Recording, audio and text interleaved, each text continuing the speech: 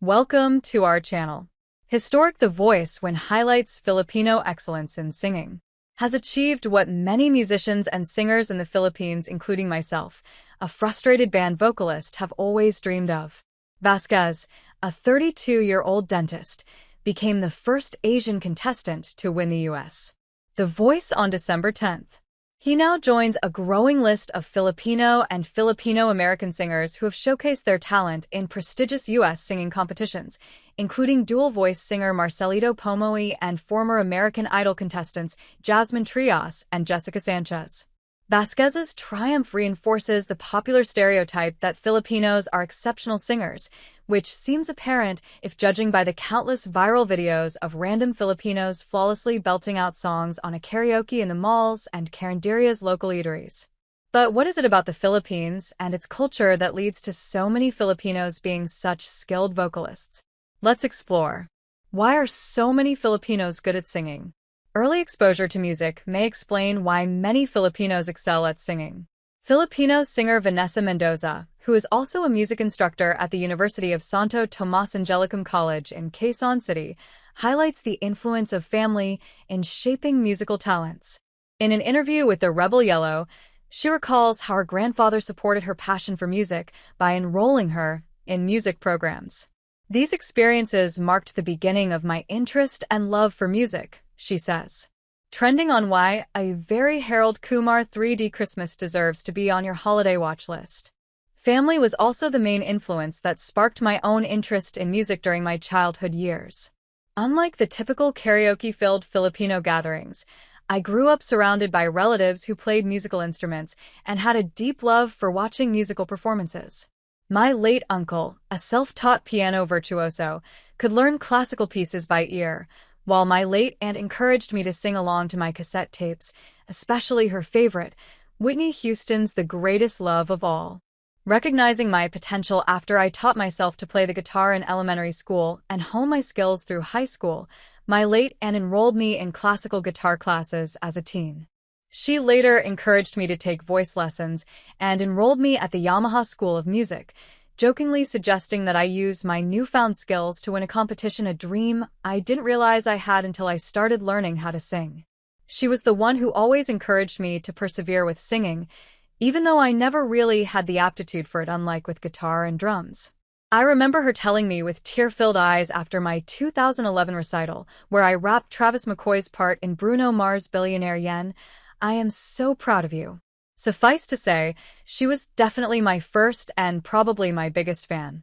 Historic The Voice, when highlights Filipino excellence in singing. Mendoza attributes today's influence in music to the Philippines' rich musical heritage, including folk music, salinawit translated songs in Filipino, and kundiman, a traditional type of Filipino song characterized by melodramatic themes and mournful laments. The Filipino knack for singing may also have to do with the country's past. Historical accounts suggest that early Filipinos prioritized vocal over instrumental music before the Spanish arrived to colonize them in the 1500s.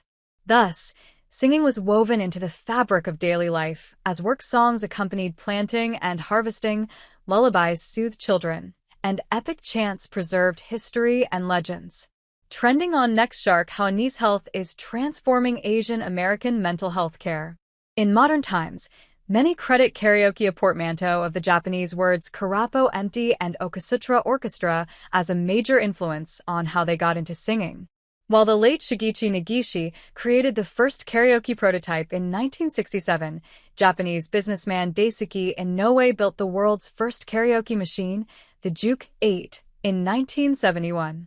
A few years later, Filipino entrepreneur Roberto del Rosario patented the technology in 1975, calling it the karaoke sing-along system. Since then, karaoke has become embedded in many Filipinos' lives. Vasquez, who moved to Utica, New York, to further his dental career before joining The Voice, traces his music roots to karaoke, which was a staple in his neighborhood. He fondly remembers always hearing his parents sing while he was growing up in a squatter's area. Like Vasquez, Mendoza also cites karaoke, which she believes is a staple of Filipino culture and has played a significant role in developing musical talent, as her entry point into music. I used to join my Lola grandmother and her Kumar's female friends' karaoke bonding sessions, she says. I even remember crying when my grandmother wouldn't let me join them because I wanted to sing so badly. Trending on Next Shark ad council launch focused disaster preparedness campaign. It nurtures a love for performing as families and friends gather to celebrate and bond over music, she adds.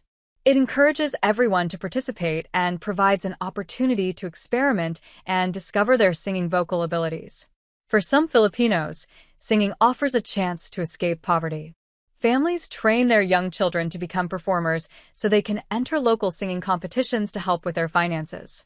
Among them is Jake Zyrus, who once shared to Oprah Winfrey that his winnings were used to buy food for his family. Meanwhile, others pursue careers as overseas musicians or singers in high-end Middle Eastern bars or Las Vegas casinos to support their families back home. Trending on Next Shark, I've gone far beyond the reef Crevallo on Growing with Moana.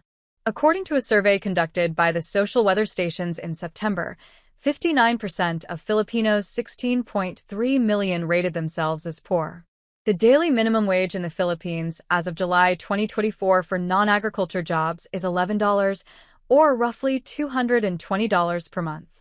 This financial struggle also applies to many local musicians who spend countless hours honing their craft, producing, or performing.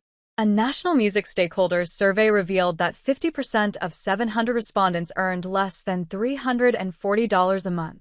Regardless of one's reasons for pursuing music, singing remains a powerful tool to change lives, as evidenced by Vasquez's historic win. Not only did he secure a record deal and a $100,000 prize, but he also had the chance to meet his idol, Michael Bublé.